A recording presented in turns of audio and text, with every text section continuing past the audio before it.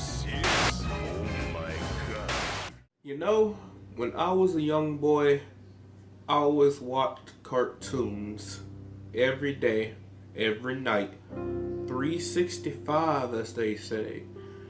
And when I was like 4, my aunt told me, Eric, you can't spend your life watching cartoons every day. So I said to her, yeah, I can. Well, because I was 4 and I didn't understand a lot. And she said, how are you going to find a job watching cartoons all day? And I sat there and I thought, and I responded with, I'll make the cartoon someday. She laughed it off as if I was joking, but that very day, I got a notebook, I started drawing some stuff, and I started writing.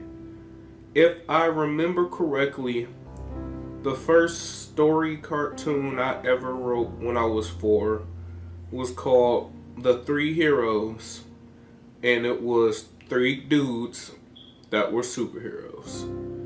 It was dumb, kind of like the Power Rangers. I mean, I'm not calling the Power Rangers dumb, but I mean, it was just like 3 kids transform, fight giant monsters, then go back to their normal school life. I mean, that's what superheroes were when I was growing up. Transforming teenagers, fighting dudes, then running back to school, pretending like it never happened. And that was my answer to my aunt's theory of I can't watch cartoons for the rest of my life. I'm almost 20. A majority of the shows I watch are still cartoons to this day. And my writing has improved a lot, if I do say so myself. But when I was 13, I believe it was 13 is when I decided I want to write cartoons for Cartoon Network. Like, they had some of the best shows. They had Billy and Mandy, My Gym Partner's a Monkey. They had Animaniacs for a while.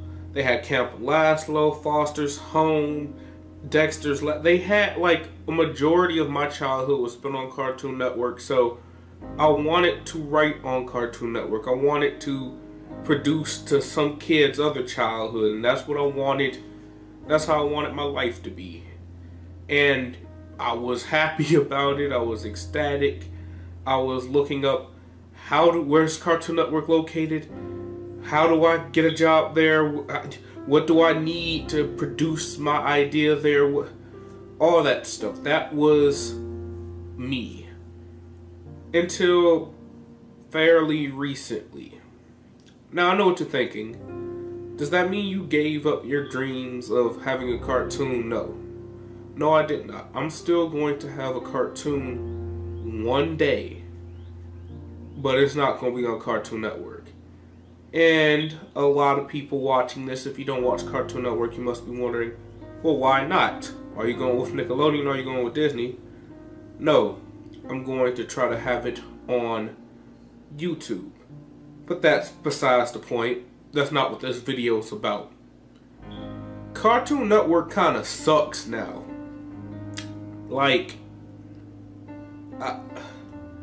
it's not what I grew up with. I don't want my kids growing up with it. I don't like my little 1-year-old nephew watching it. Because all they show is Teen Titans Go all day long. Teen Titans Go isn't a horrible show. I've seen some episodes that made me laugh. But like, they play it every single day. You know what? I'm about to do a test. Right now, as of this recording, it's April 11th, 3:31. If you can see that on my phone screen. I'm about to, right now, while I'm recording, turn on my TV and see what's on Cartoon Network right now. Opening up the guide. Pressing 47 because I have Comcast.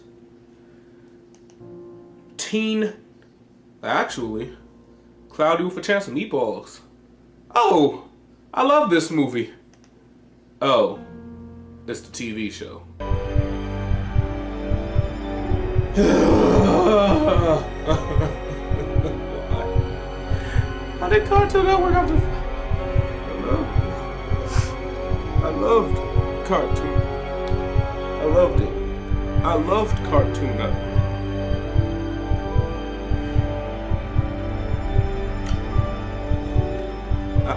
I need a moment. I can do that.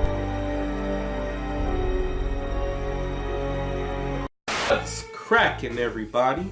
You're here with me, King ETL, and you kind of see me have a breakdown and cry because of how bad Cartoon Network got after explaining to you my life's dreams and goals. And the reason why I didn't expect to have a breakdown. I just got really, really sad. But the reason why I did all this explaining is because I want to start this new segment off right. This is a new segment on the channel that I am calling Dumpster Fires. It's going to be like TV Rundown, where I'm reviewing stuff, but I'm reviewing stuff that is just completely horrible and should not exist. I'm reviewing stuff that needs to burn. And what better way to start a dumpster fire with the Cloudy with a Chance of Meatballs cartoon. Not the movie, or the second movie, which was kind of bad, but no, the cartoon. We're just gonna take the cartoon and put it right there into the kindling, start that fire up, get it nice and hot, warm your hands with it, because this is a doozy.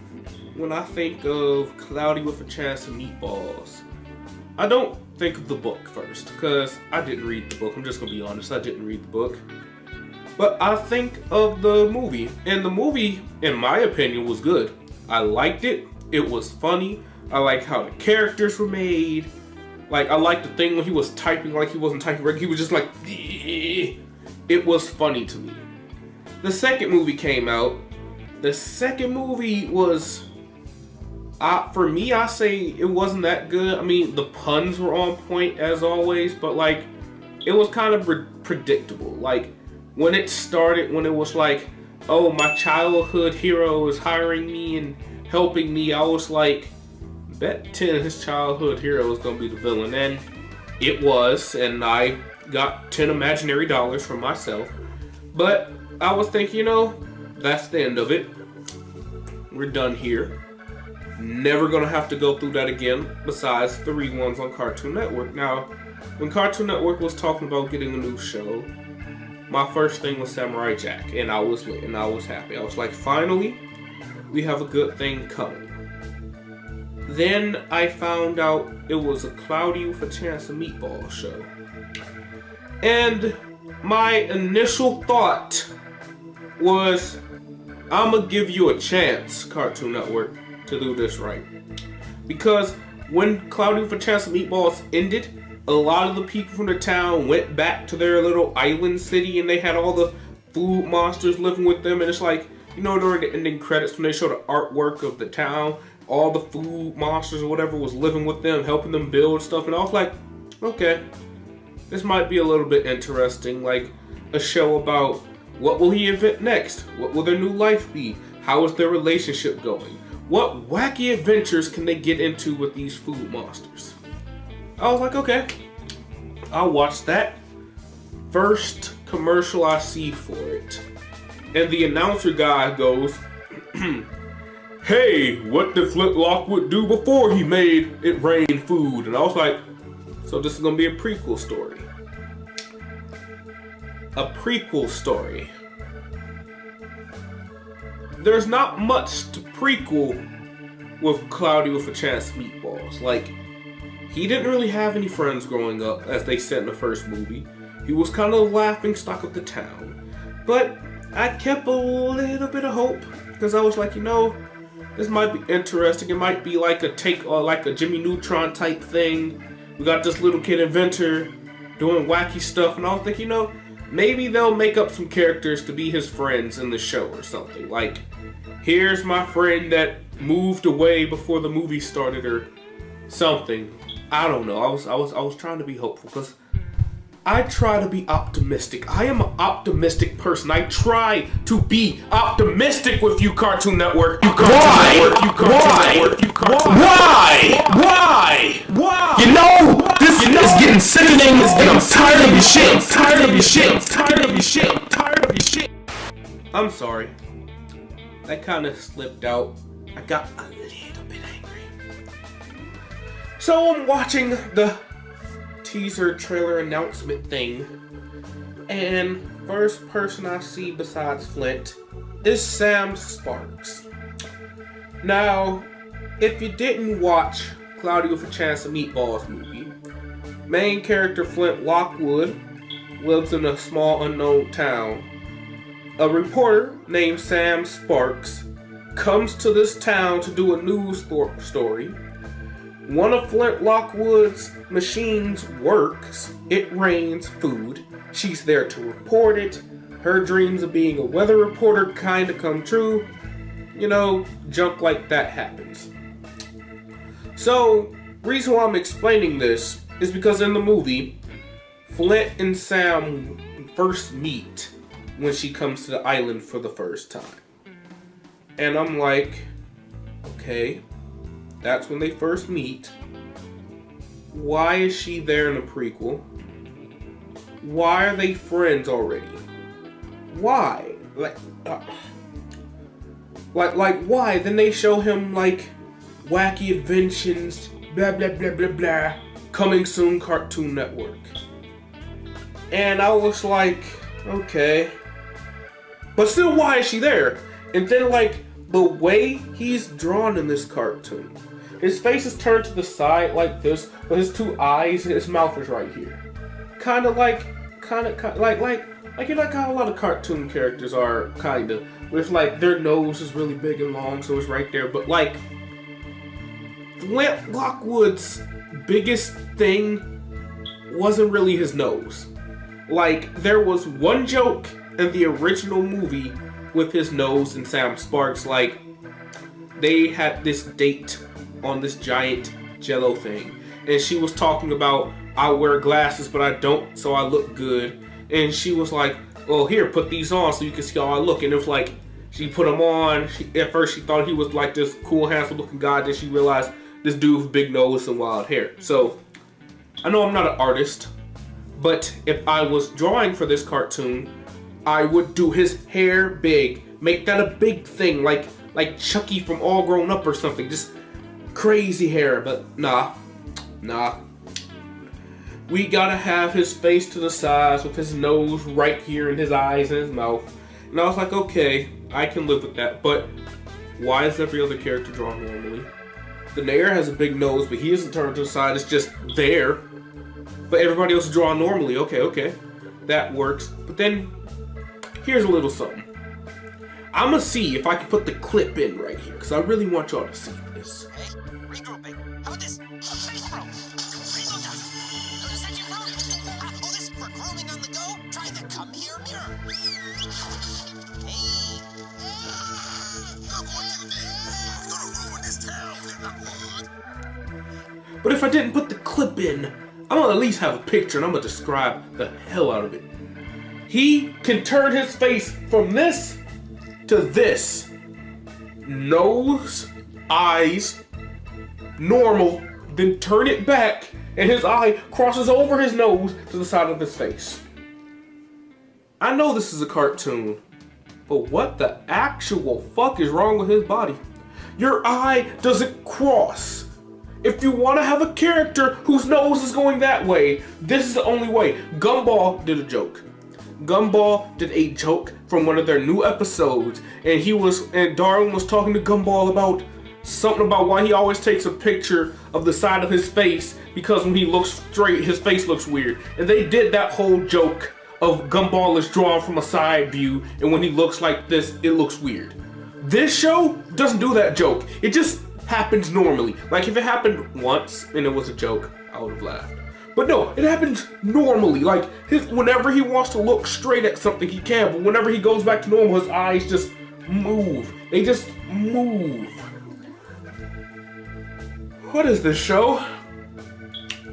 Cartoon Network, what are you doing? I'm not gonna cry. I'm not gonna finish this review. So, I always give a show 3 to 5 episodes. Now, I'm not saying that I'm saying that just to confirm it with y'all. When I first started deciding I'm going to review cartoons and TV shows, I said you have 3 to 5 episodes to wow me. Usually, if I'm watching 3 episodes and it looks like there can be more to the show, that's when I add on the extra 2 to make it 5.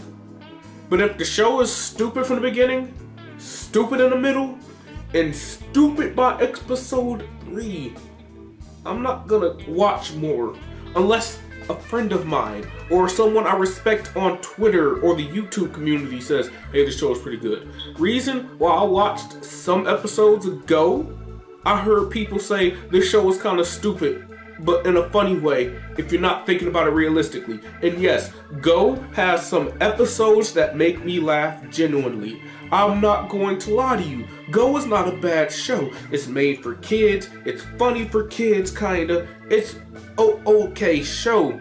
But this Cloudy with a Chance of Meatballs show feels like it was a cash grab. It feels like they had a board meeting and they asked themselves, do kids remember what Cloudy with a Chance of Meatballs is? Yeah, they do. Can we get a 3rd movie? We don't got the budget. Can we get a TV show? Sure we can. So then they just asked the boardroom guys, who do y'all know that can write?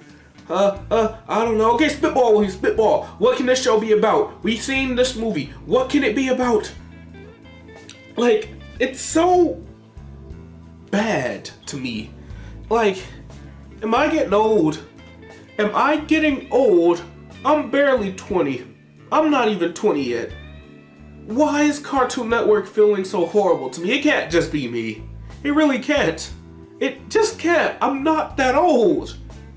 Why does most of the humor is stupid now? I can rant like this for hours, but I'm not going to. I'm going to review the first episode. Episode 1. Hold on. I have to actually look up the episode name. Because this show is so horrible, I didn't do the prep time to memorize anything. Bites the duster. Hey everybody, it's me, King ETL, from a different timeline. You see, in the original timeline, when I was doing this video, I did not realize how much ranting I did about how much that show sucks and how much it ruined everything for me. But you know, different timeline, different rules. So I decided, let's not dwell in the past or the different world. I'm just gonna split the video into 2 parts. So, if you liked part 1, want to see more, hit that like, subscribe, and all that good jazz.